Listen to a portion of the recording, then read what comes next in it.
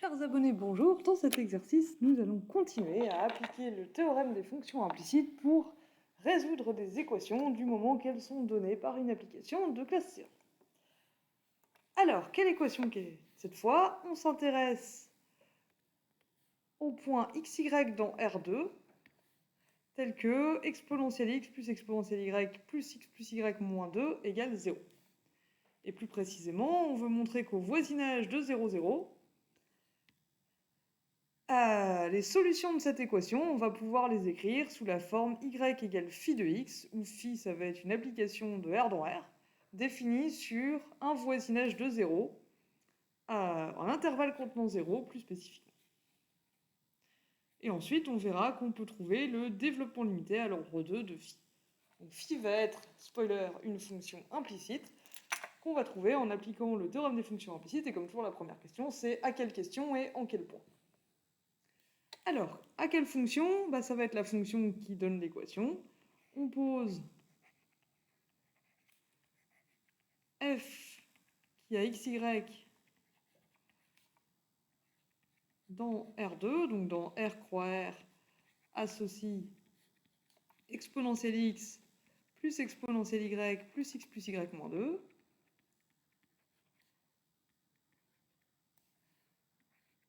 Dans R, donc. Ça, c'est une application de classe C1, parce que c'est une somme et une composée de fonctions C1. F et C1.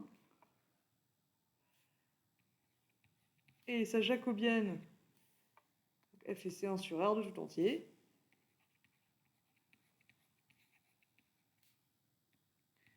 Et sa jacobienne en un point xy quelconque, pour tout xy dans R2. La jacobienne de f en xy, c'est qui? C'est la matrice à exponentielle x.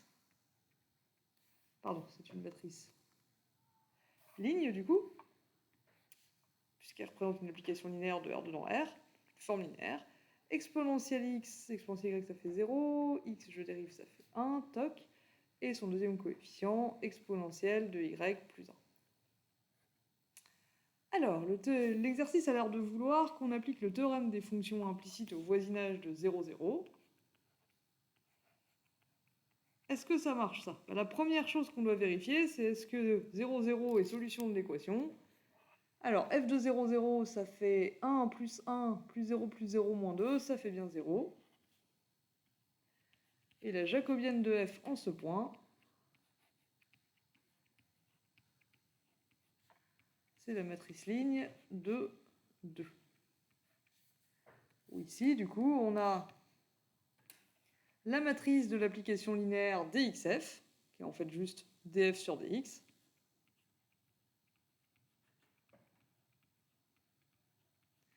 Et là, on a la matrice de l'application linéaire dyf en 0, 0, où dyf, du coup, c'est juste l'application linéaire qui a h associe df sur dy fois h. df sur dy de 0, 0 fois h.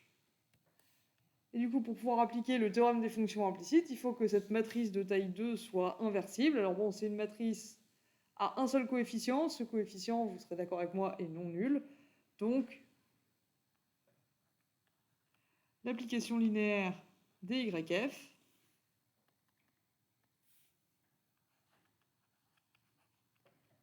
est inversible. Quand on n'a que deux variables comme ça, pour les fonctions à valeur dans R, il suffit de vérifier que df sur dy est non nul, au point 0, 0. Donc, par le théorème des fonctions implicites, qu'on peut du coup appliquer,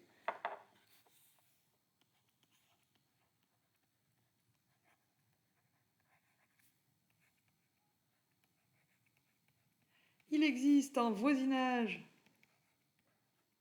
U de 0 dans R,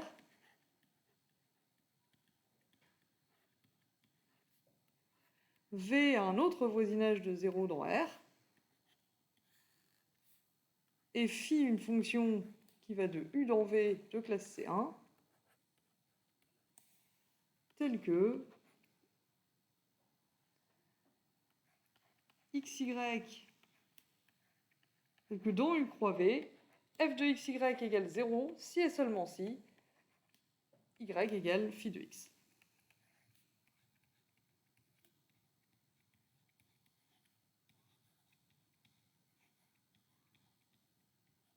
Alors c'est presque ce qu'on voulait. Cela dit, nous on voulait que la fonction phi elle soit définie sur un intervalle. Là on a un voisinage de 0, tous les voisinages ne sont pas nécessairement des intervalles, mais puisque U est un voisinage de 0, si on revient à la définition d'un voisinage, il existe un R supérieur à 0, tel que la boule de centre 0 et de rayon R est incluse dans U.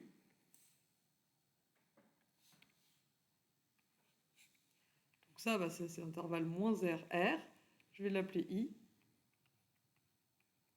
Et du coup, ce qu'on a, c'est que pour tout x dans I,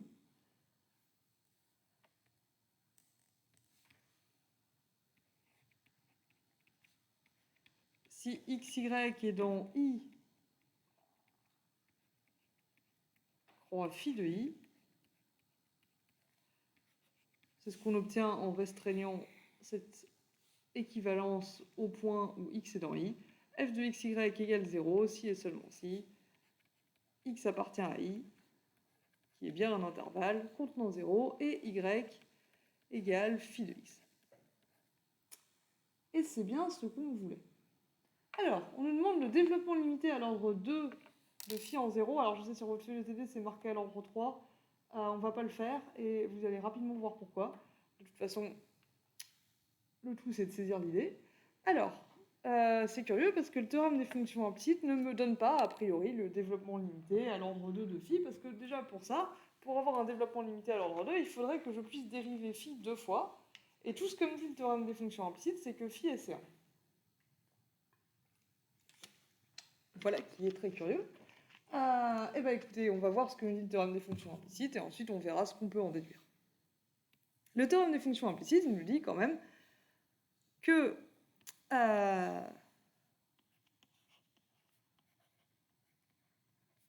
différentielle de phi, toujours pareil, c'est moins l'inverse de dyf en x phi de x inverse, composé avec dxf de x phi de x. Alors si on fait le lien entre dérivée et différentielle d'une part et entre application linéaire et matrice jacobienne d'autre part, on obtient ici phi prime de x, pardon, parce que du coup, ça c'est une application linéaire de R dans R, et l'unique coefficient de la matrice représentant cette application linéaire, c'est phi prime de x. Ça, c'est une matrice de taille, c'est représenté par une matrice de taille 1 dont l'unique coefficient, c'est la dérivée partielle de grand F par rapport à y, appliquée en x phi de x, et donc son inverse, c'est 1 sur la dérivée partielle de grand F par rapport à y au point x phi de x, fois cette matrice-là. Cette matrice-là, c'est une matrice de taille 1 dont l'unique coefficient, c'est la dérivée partielle de grand F par rapport à x au point x phi de x. Donc pour les fonctions de R2 dans R, en fait, l'expression de phi prime, c'est pas très compliqué, c'est df sur dx divisé par df sur dy.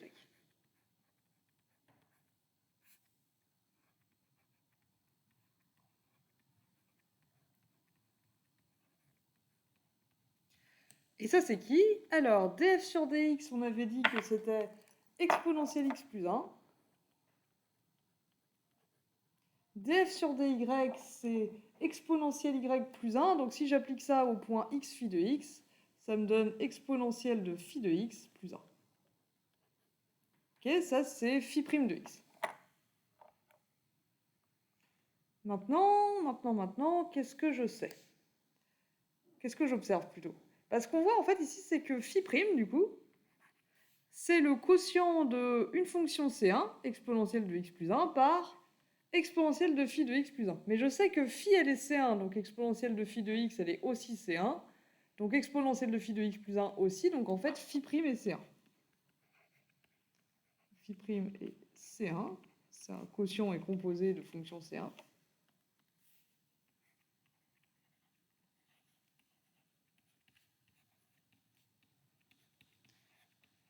Puisque phi est C1, phi prime, c'est un quotient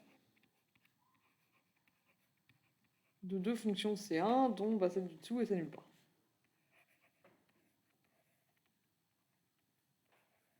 Mais si phi prime, elle est C1, du coup, on peut effectivement la redériver. On peut calculer, du coup, phi seconde de x. Donc le théorème des fonctions implicites nous dit juste que phi est C1, mais en fait,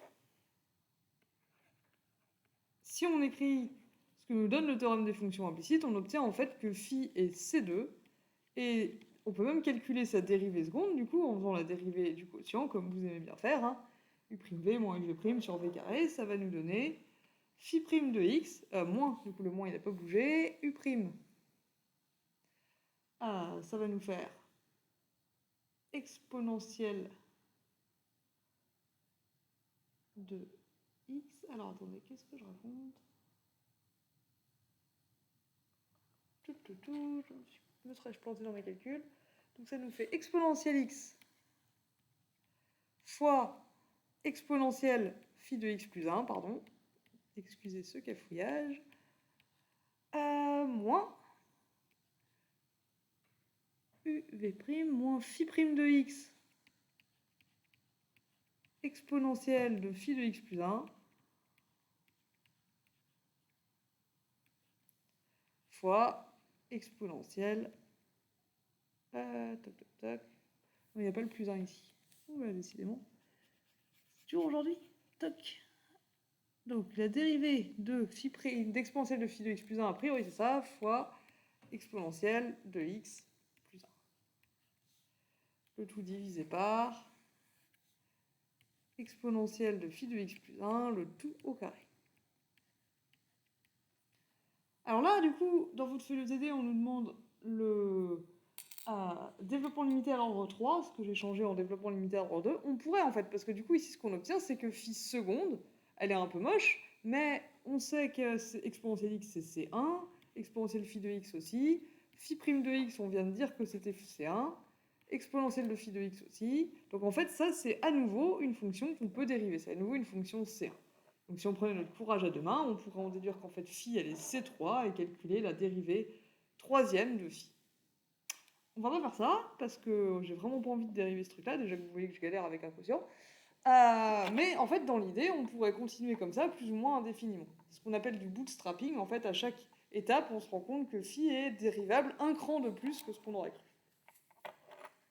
Mais nous, ce qui nous intéresse, c'est le développement limité de phi en 0 à l'ordre 2.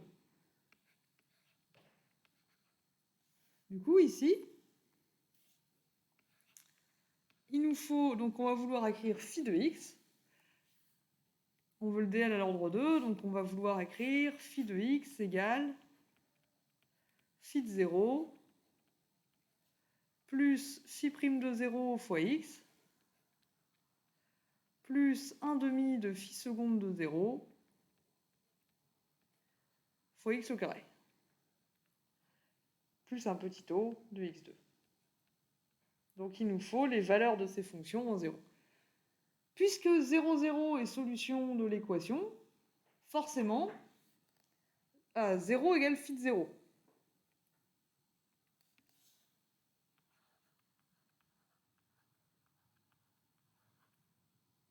D'autre part, du coup, phi prime de 0, c'est moins exponentielle 0 plus 1 sur exponentielle 0 plus 1, donc ça fait moins 1.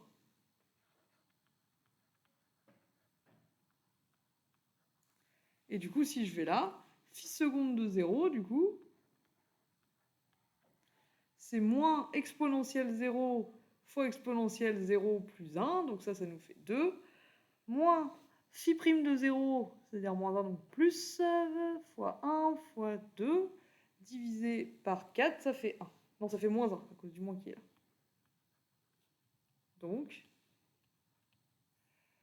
Donc, phi de x au voisinage de 0. Alors, on n'a pas son expression, mais on a son développement limité à l'ordre 2, et en fait, on pourrait trouver son développement limité à n'importe quel ordre, donc ça fait 0, moins x2 sur 2, plus un petit o de x au carré.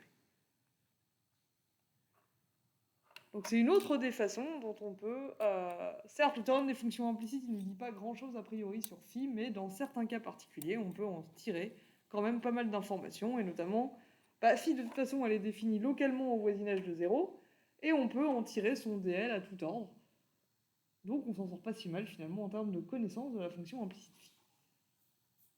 J'espère que c'était clair, sinon n'hésitez pas à me poser des questions, et je vous remercie de votre attention. Arrêtons l'enregistrement, comment on fait ?